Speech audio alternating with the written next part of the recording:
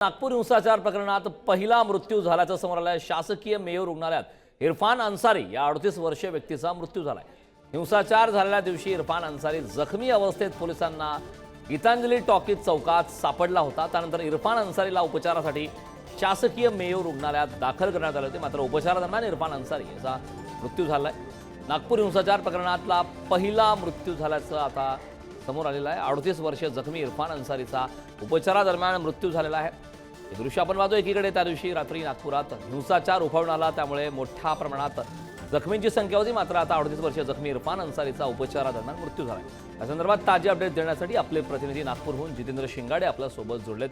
जितेंद्र, खरं तर आपण पाहतोय की हिंसाचार उफाळून आला, तब्बल आता 6 दिवस त्या घटनेला उलटलेले आहेत। मात्र जखमींची संख्या अधिक होती। आता नागपूर हिंसाचारात या प्रकरणात पहिला मृत्यू झाल्याचा प्रकार समोर आलाय।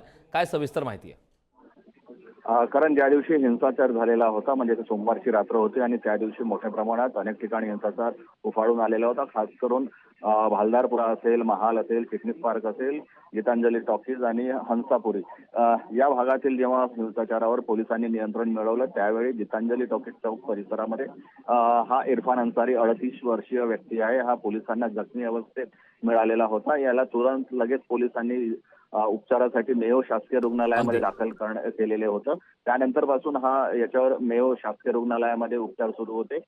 याला मारहाण झाल्याची शक्यता, प्राथमिक शक्यता जितेंद्र, खरं तर धक्कादायक अशी माहिती आहे। 38 वर्षीय जखमी इरफान अन्सारीचा अखेर मृत्यू झालाय। खूप खूप धन्यवाद या महत्त्वपूर्ण अशा माहितीसाठी।